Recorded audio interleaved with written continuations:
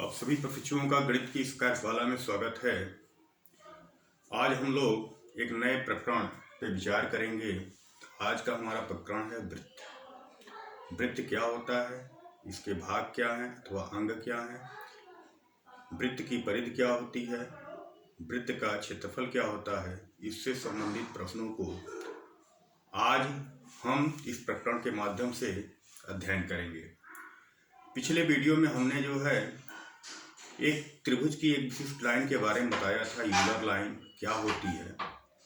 तो Euler line पुनः जो है परिभाषित कर देते हैं।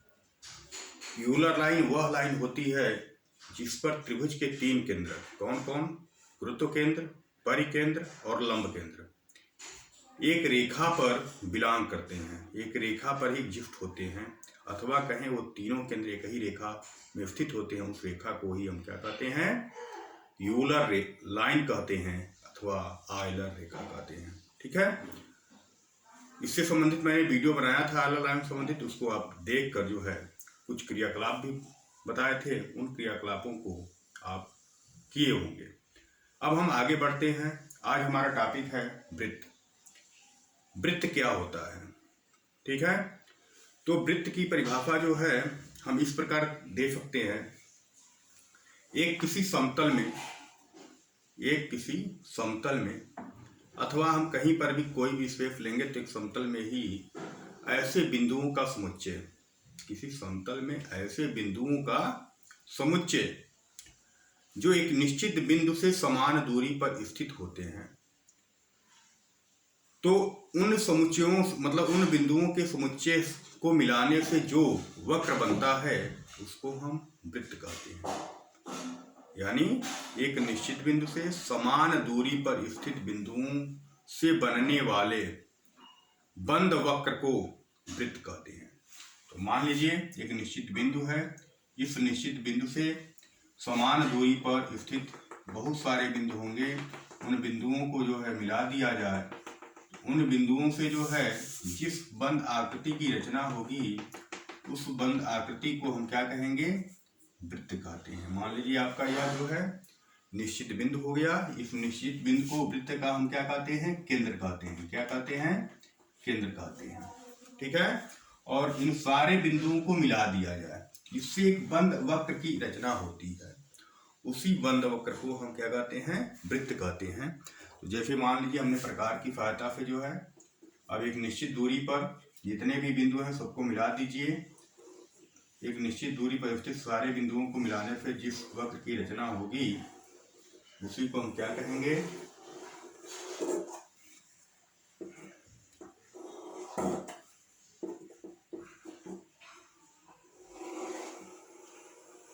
उसको हम कहते हैं वृत्त। ठीक है, तो यहाँ पर जो है आपका वृत्त बन गया और ये इस वृत्त की परिधि पर मतलब इस वृत्त की परिधि पर असंख्य बिंदु है, उन्हीं असंख्य बिंदुओं को हमने क्या किया, मिलाया। ठीक है, और वे सारे बिंदु जो है इस निश्चित बिंदु से जो है समान दूरी पर स्थित होते हैं। तो अब इस निश्चित बिंदु को हमने क्या कहा, केंद्र कहा। केंद्र को सी से डिनोट करते हैं, वृत्त के केंद्र को किससे डिनोट करते हैं, सी से डिनोट करते हैं। और ये जितने भी इस निश्चित बिंदु से समान दूरी पर स्थित हैं, सारे बिंदुओं के बीच की जो दूरी होती है वो वृत्त की क्या कहलाती है, त्रिज्या कहलाती है। वृत्त की क्या कहलाती है, त्रिज्या कहलाती है। ठीक है, तो यहाँ पे आपको स्पष्ट हो गया होगा वृत्त क्या है। तो वृत्त एक वक्र बंद वक्र है जो एक समतल में एक निश्चित बिंदु से समान दूरी पर रहने वाले बिंदुओं का समुच्चय से बना हुआ होता है। ठीक है, असंख्य बिंदु होंगे, उनको मिला दिया जाए, ठीक है, तो उससे जो है इस वृत्त की रचना होती है। उस निश्चित बिंदु को क्या कहते हैं, वृत्त का केंद्र कहते हैं। और उस निश्चित बिंदु से जो सारे बिंदु समान दूरी पर स्थित हैं उसके बीच की जो दूरी होती है वो क्या कहलाती है, त्रिज्या कहलाती है। ठीक है, त्रिज्या को जो है हम आर से डिनोट करते हैं। किससे डिनोट करते हैं, आर से। तो ये हो गया वृत्त। अब इसके कुछ अंग होते हैं। तो अंग में जैसे अब इसका एक तो त्रिज्या हो गई, त्रिज्या की परिभाषा क्या है? वृत्त के केंद्र से, त्रिज्या क्या है इसको भी परिभाषित कर लीजिए। वृत्त के केंद्र से वृत्त की परिधि पर स्थित किसी बिंदु की जो निश्चित दूरी होती है उसी को क्या कहते हैं? वृत्त की त्रिज्या कहते हैं। ठीक है, तो ये वृत्त की त्रिज्या हो गई। अब जो है वृत्त का चाप होता है, वृत्त का चाप। तो वृत्त के चाप से क्या तात्पर्य है? तो वृत्त का चाप जो है, अब थोड़ा सा इसके पहले, चाप से पहले हम परिधि बता देते हैं। परिधि, वृत्त की परिधि क्या होती है? तो वृत्त की परिधि मतलब ये पूरे, मतलब मिलाने से जिस वक्र का निर्माण होता है उसकी पूरी लंबाई ही क्या कहलाती है? वृत्त की परिधि कहलाती है। ठीक है, मतलब ये जो वृत्तीय पथ है, इस वृत्तीय पथ की पूरी लंबाई वृत्त की परिधि कहलाती है। ठीक है, और चाप क्या होता है? तो वृत्त का चाप उस परिधि का एक भाग होता है। वृत्त का चाप उस परिधि का क्या होता है? भाग होता है। ठीक है, अथवा हम कहें वृत्त की परिधि दो त्रिज्याओं से घेर दी जाए, मतलब मान लीजिए दो त्रिज्याओं के बीच का वह भाग जो वृत्तीय परिधि पर स्थित है।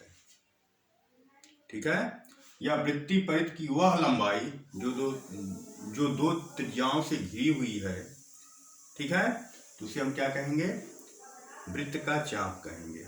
या ये कहें कि वृत्तीय पथ पर दो बिंदुओं के बीच की वक्रीय दूरी या परिधीय दूरी, वक्रीय दूरी या परिधीय दूरी को हम क्या कहते हैं? वृत्त का चाप कहते हैं। तो सिंपली रूप में आप इस प्रकार कहेंगे कि वृत्त की परिधि से क्या तात्पर्य है? तो वृत्त की परिधि पर स्थित दो बिंदुओं की परिधीय दूरी को हम वृत्त का चाप कहते हैं। मान लीजिए हमारी परिधीय दूरी जो है आपकी ये हो जाए, तो यही जो है इसकी लंबाई, ये क्या कहलाती है? वृत्त की चाप कहलाती है। अब यहाँ पे चाप दो प्रकार का होता है।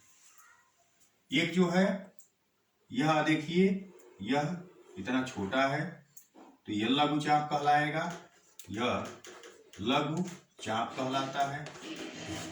ठीक है, और इसके अपोजिट दूसरा वाला भाग, ये भी दो त्रिज्याओं से घिरा हुआ, इधर वाला भाग भी दो त्रिज्याओं से घिरा हुआ है, तो ये भी जो है एक चाप है। लेकिन इस चाप को क्या कहते हैं? दीर्घ चाप कहते हैं। क्या कहेंगे? दीर्घ चाप कहते हैं। समझ में आ गया? एक उसमें लघु चाप होगा, तो लघु चाप से तात्पर्य कोण अंश माप से भी होता है। ठीक है, तो उसको हम बता देंगे। तो यहाँ पर जो है लघु चाप, ये आपका मान लीजिए चाप में छोटा भाग है तो इसको लघु चाप कहेंगे, और ये अपोजिट वाला भाग बड़ा हो जाता है तो क्या कहेंगे? दीर्घ चाप कहते हैं। तो चाप दो प्रकार के हो गए, लघु चाप और दीर्घ चाप। ठीक है, अब कोण अंश माप क्या होता है? कोण अंश माप से क्या तात्पर्य है? तो कोई चाप केंद्र पर जो कोण बनाती है, कोई चाप केंद्र पर जो कोण बनाती है उसी को हम कोण अंश माप कहते हैं। तो यहाँ पर जो है यह चाप जो है इस केंद्र पर, वृत्त के केंद्र पर जो है जो कोण बनाता है उसे हम क्या कहते हैं? कोण अंश, चाप का संगत कोण अंश माप कहते हैं। और ये भी जो है दो प्रकार का होता है। तो यहाँ पर देखिए ये छोटा कोण अंश माप है, ये क्या है? बड़ा कोण अंश माप है। तो इसे क्या कहेंगे? मतलब ये दो प्रकार का हो गया, लघु कोण अंश माप, लघु कोण अंश माप और दीर्घ कोण अंश माप, दीर्घ कोण अंश माप, दीर्घ कोण अंश माप। यानी लघु चाप के संगत जो वृत्त के केंद्र पर बना कोण होगा वह लघु कोण अंश माप कहलाता है, और दीर्घ चाप के संगत केंद्र पर बना हुआ कोण दीर्घ कोण अंश माप कहलाता है। ठीक है, कोण को हम क्या से नोट करते हैं? थीटा से। तो अब तक हमने क्या क्या परिभाषाएं देखी? वृत्त क्या होता है, वृत्त की त्रिज्या क्या है, वृत्त के चाप से क्या तात्पर्य है, और उसमें जो है दो चाप होते हैं, एक लघु चाप होता है, एक दीर्घ चाप होता है। ठीक है, और ये भी देखा कि लघु चाप के द्वारा जो संगत कोण बनता है उसे कोण अंश माप कहते हैं। तो लघु चाप के द्वारा बना हुआ लघु कोण अंश माप कहलाता है और दीर्घ चाप के द्वारा बना हुआ दीर्घ कोण अंश माप कहलाता है। ठीक है, पुनः आगे बढ़ते हैं। पुनः जो है अब एक होता है जीवा। वृत्त की जीवा से क्या तात्पर्य है? चाप समझ में आ गया। वृत्त की परिधि पर स्थित दो बिंदुओं के बीच की परिधि दूरी को हम क्या कहेंगे? वृत्त का चाप कहते हैं। जीवा क्या होती है? तो वृत्त की जीवा से तात्पर्य ये होता है कि वृत्त की परिधि पर स्थित दो बिंदुओं की लंबवत दूरी, दो बिंदुओं की लंबवत दूरी। मान लीजिए वृत्त की परिधि पर दो ये बिंदु स्थित हैं, ए और बी, इनकी जो लंबवत दूरी होती है, सीधी जो दूरी होती है, उसी को जो है हम क्या कहते हैं? वृत्त की जीवा कहते हैं। क्या होता है वृत्त की जीवा? समझ में आ गया? वृत्त की जीवा की परिभाषा आप कैसे देंगे? वृत्तीय परिधि पर स्थित दो बिंदुओं की लंबवत दूरी, दो बिंदुओं की लंबवत दूरी जो है वृत्त की क्या कहलाती है? जीवा कहलाती है। तो जीवा छोटी भी हो सकती है, बड़ी भी हो सकती है। ठीक है, तो ये जो है सभी वृत्त की क्या है? जीवाएं हैं। अब जीवा के साथ साथ परिभाषित कर लिया जाए व्यास क्या है। जीवा का ही एक भाग है।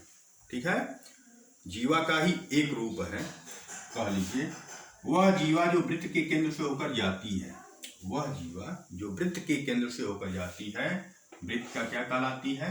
व्यास कहलाती है। वह जीवा जो वृत्त के केंद्र से क्या होती है? होकर जाती है, क्या कहलाती है? वृत्त का व्यास कहलाती है।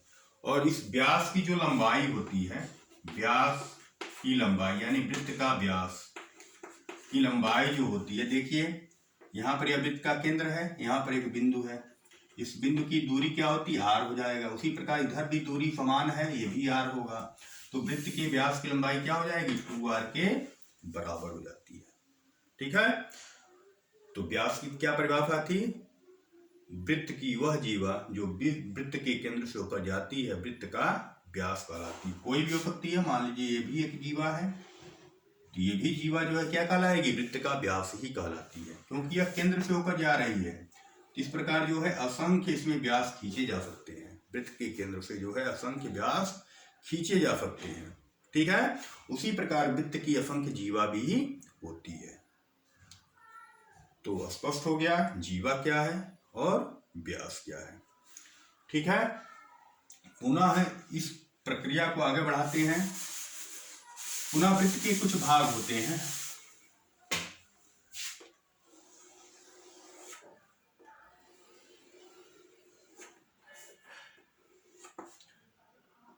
ये केंद्र हो गया। अब एक भाग आता है त्रिज्य खंड। त्रिज्य खंड, त्रिज्य खंड। तो त्रिज्य खंड से क्या तात्पर्य है?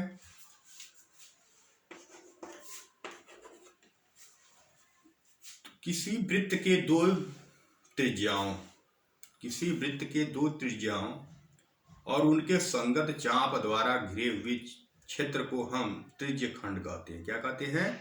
त्रिज्य खंड कहते हैं। और हमेशा यह त्रिज्य खंड जो है एक समतल में होता है। समतल से तात्पर्य लगाएंगे। ठीक है, तो यहाँ पर देखिए यह क्षेत्र होता है। त्रिज्य खंड क्या होता है? एक प्रकार का क्षेत्र होता है, वो वृत्तीय पटल का भाग होता है। त्रिज्य खंड क्या होगा? एक वृत्तीय पटल का भाग होता है। और उसकी परिभाषा क्या है? दो त्रिज्याओं तथा संगत चाप, उनके संगत चाप क्या हो गया? तो संगत चाप ये हो गया। इससे घिरा हुआ जो क्षेत्रफल होता है, क्षेत्र होता है, वही क्या कहलाता है? त्रिज्य खंड कहलाता है। यहाँ पर त्रिज्य खंड भी दो प्रकार का होता है। एक लघु त्रिज्य खंड होता है, लघु त्रिज्य खंड, और एक जो है इसके अपोजिट वाला यानी ये वाला भाग, ये भी जो है आपका क्या है?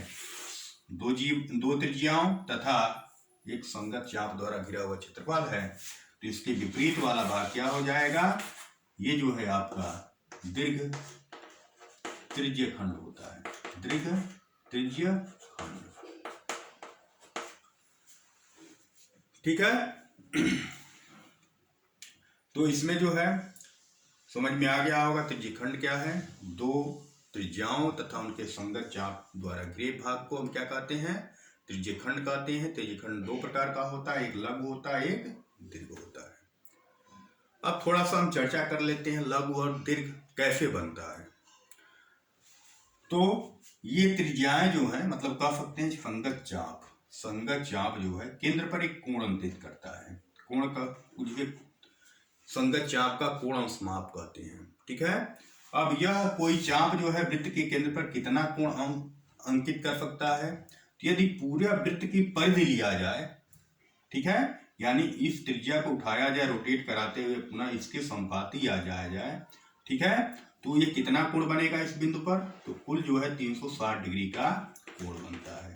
360 डिग्री का कोण बनता है। ठीक है। यदि कोई त्रिज्या जो है रोटेट करते हुए पुनः जो अपने संपाती हो जाती है तो उसके द्वारा जो है इस केंद्र पर जो है कुल कितना कोण अंतरित होगा, तो उसके द्वारा अंतरित कोण जो है 360 डिग्री के बराबर होता है। अब जो है दो त्रिज्याओं के परिप्रेक्ष्य में देखें तो यहाँ पर यदि दो त्रिज्याएं मान लीजिए हैं, तो यहाँ पर जो कोण अंतरित करती है थीटा का अधिकतम मान कितना हो सकता है, 360 डिग्री के बराबर हो सकता है। ठीक है। यदि मान लीजिए इसका मान थीटा का मान जो है 180 अंश से क्या है, छोटा है, थीटा का मान क्या है 180 अंश से छोटा है, तो इसके संगत जो चाप होगा, इसके संगत जो चाप होगा अथवा जो खंड होगा वो लघु त्रिज्यखंड कहलाएगा। लघु चाप मतलब ये चाप तो लघु चाप होगा, ठीक है, और इससे संगत जो त्रिज्यखंड होगा वो लघु त्रिज्यखंड कहलाता है। और इसके अपोजिट जब थीटा का मान जो 180 अंश से अधिक होता है, जब थीटा का मान क्या होता है 180 अंश से अधिक होता है, तब जो है वह संगत, यानी इधर देखिए, अब इधर जो है थीटा का मान 180 अंश से अधिक होगा इधर वाला, तो उसे जो है हम क्या कहेंगे, उस संगत चाप को क्या कहते हैं, दीर्घ चाप कहते हैं। और इससे संगत त्रिज्यखंड को क्या कहते हैं, दीर्घ त्रिज्यखंड कहा जाता है। ठीक है। तो ये तो था थीटा से जब 180 अंश से थीटा का मान कम हो, कोण अंशमाप कम हो तो लघु चाप, और संगत खंड को जो है लघु त्रिज्यखंड कहते हैं, और 180 अंश से बड़ा होने पर दीर्घ चाप, संगत चाप को दीर्घ चाप तथा उसे संगत खंड को क्या कहते हैं, दीर्घ त्रिज्यखंड कहा जाता है। यदि थीटा का मान लीजिए 180 अंश के बराबर हो जाए, 180 अंश के बराबर हो जाए, तब जो है क्या होगा, थीटा का मान जो है 180 अंश के बराबर हो जाए, तब क्या होगा, अब यही दो त्रिज्या यहाँ पर AB हो गया, अब AB जो है व्यास बन गया। ठीक है। तो ऊपर भी 180 अंश कोण अंश माप हो गया, नीचे भी 180 अंश कोण अंश माप हो गया। यानी हम कह सकते हैं कि चाप, इस चाप द्वारा दोनों तरफ जो है बराबर क्षेत्रफल गिरा हुआ है, बराबर क्षेत्रफल गिरा हुआ है। इसको हम क्या कहते हैं, अर्धवृत्त कहते हैं, अर्धवृत्त। ठीक है। क्या कहेंगे, अर्धवृत्त कहते हैं। समझ में आ रहा है। अर्धवृत्त से क्या तात्पर्य है, किसी व्यास तथा उसकी परिधि द्वारा, ठीक है, अर्ध परिधि द्वारा गिरे भाग को हम क्या कहते हैं, अर्धवृत्त कहा जाता है। समझ में आ गई। मतलब अर्धवृत्त से क्या तात्पर्य है, तो यानी एक व्यास के ऊपर वाले भाग को जो भी वृत्त द्वारा घिरा हुआ होगा उसे हम क्या कहेंगे, अर्धवृत्त, अथवा नीचे वाले भाग को भी अर्धवृत्त कहते हैं। और अर्धवृत्त के केंद्र पर कितना कोण बनता है, 180 अंश के बराबर कोण बनता है। ठीक है। अर्धवृत्त भी क्या है, एक प्रकार का त्रिज्यखंड है। अर्धवृत्त भी क्या है, एक प्रकार का त्रिज्यखंड है, लेकिन वह न बड़ा है न छोटा, क्या है, मतलब ऊपर भी बराबर होगा नीचे भी बराबर होगा। ठीक है। उसका कोण अंश माप कितना होता है अर्धवृत्त का, तो क्या कहेंगे आप, 180 अंश के बराबर होता है। ठीक है। तो यह आपका अर्धवृत्त हो गया। नीचे वाला भाग भी क्या कहलाएगा, अर्धवृत्त कहलाता है।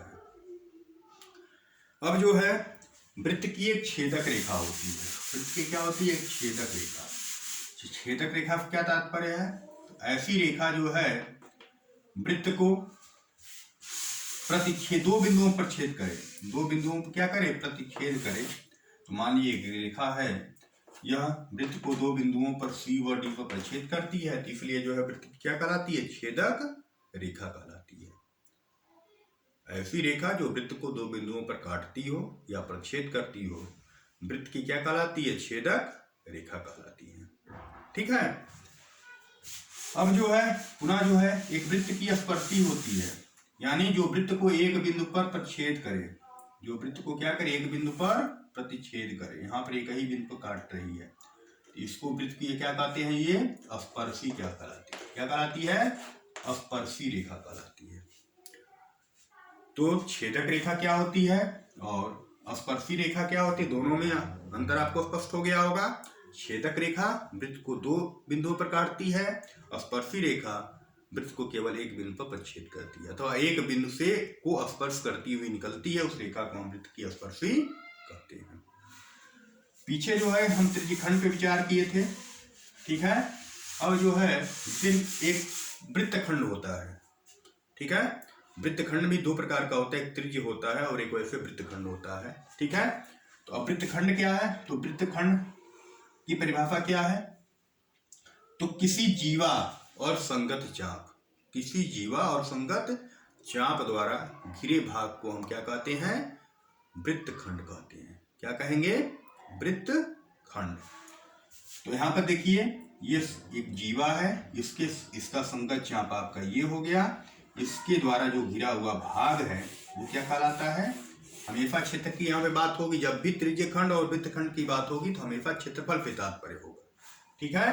तो जो यह भाग घिरा हुआ है इसे हम क्या कहेंगे, वृत्तखंड कहते हैं। और चूंकि यह जो है इसमें दो वृत्तखंड है, एक इधर वाला भाग है और एक इधर वाला भाग है, तो जो छोटा होगा उसे जो है हम क्या कहेंगे, लघु वृत्तखंड।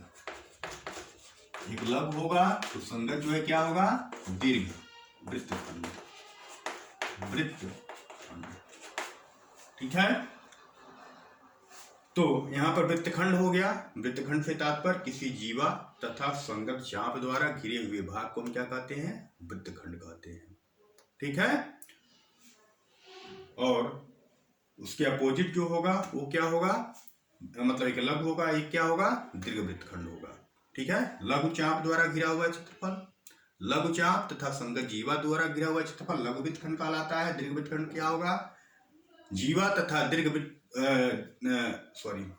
चाप द्वारा, संगत जीवा तथा संगत दीर्घ चाप द्वारा घिरे हुए भाग को हम क्या कहते हैं, दीर्घ वृत्तखंड कहते हैं। तो ये आपका हो गया दीर्घ वृत्तखंड।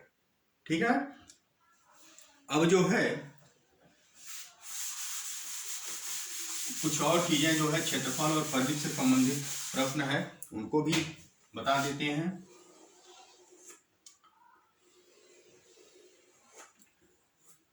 किसी वृत्त की परिधि क्या होती है, तो किसी वृत्त की परिधि का मान जो है 2πr होता है।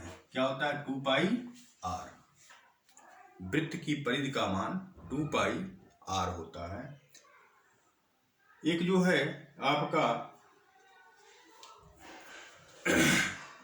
ये वृत्त की परिधि हो गई, वृत्त की परिधि। तो वृत्त की परिधि बराबर होता है 2πr के बराबर। ठीक है। वृत्त का क्षेत्रफल का सूत्र होता है πr²।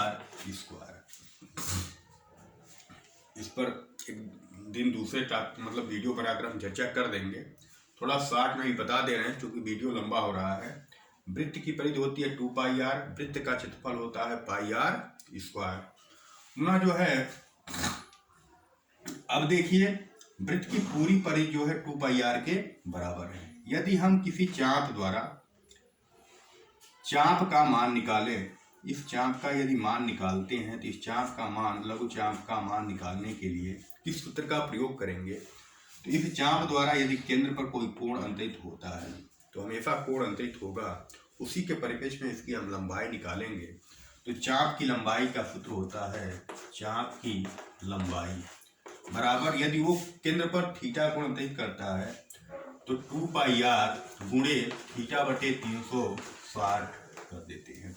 ठीक है, थीटा का मान भी कोण में होगा और 360 अंश ही ये कट जाएंगे, जो राशि बचेगी उसमें 2 पाई आर का गुणा कर देते हैं, या इसी सूत्र को 2 से यहाँ पे काट दिया जाए तो पाई आर थीटा बटे 180 हो जाता है। क्या हो जाता है? पाई आर थीटा बटे 180 अंश के बराबर हो जाएगा।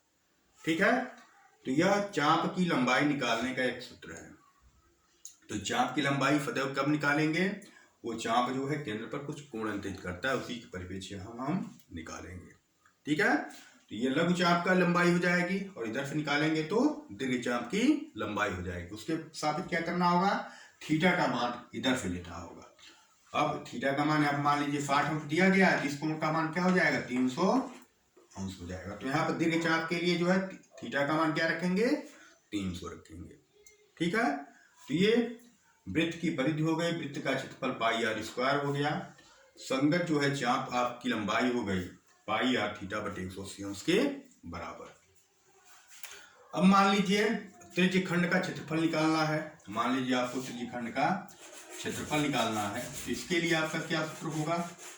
तो त्रिज्य खंड का क्षेत्रफल निकालने के लिए आप क्या करेंगे? पूरा क्षेत्रफल ये है, तो पूरे क्षेत्रफल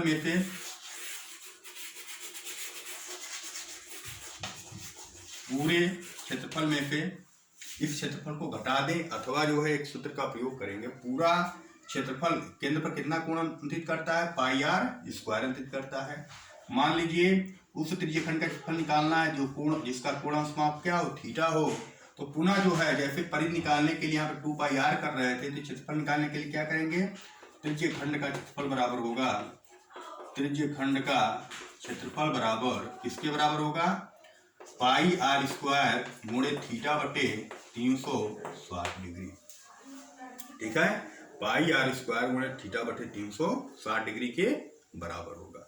तो इस फार्मूले का जब यूज करेंगे तो क्या निकल जाएगा? त्रिज्य खंड का क्षेत्रफल निकल। कब निकलेगा? जब वह संगत चाप, त्रिज्य खंड का संगत चाप केंद्र पर कोई कोण अंतरित करेगा और कोण का मान क्या होगा? थीटा होगा। तो ये लघु के लिए हो गया। इसके अपोजिट जो है निकालेंगे तो बड़ा त्रिज्य खंड निकल जाएगा। तो उसके लिए थीटा का मान कैसे निकालेंगे?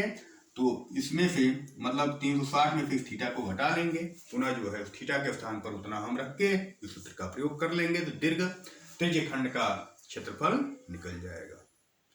ठीक है, तो यहाँ पर हमने जो है वृत्त से संबंधित टॉपिक पे चर्चा किया। वृत्त क्या होता है, वृत्त के अंग क्या है, वृत्त के भाग क्या है। ठीक है, तो विद्वत जो है उन्हें समझ लीजिएगा। पुनः जो है यदि कुछ चीजें छूट रही हैं तो पुनः अगले वीडियो में हम बता देंगे। धन्यवाद।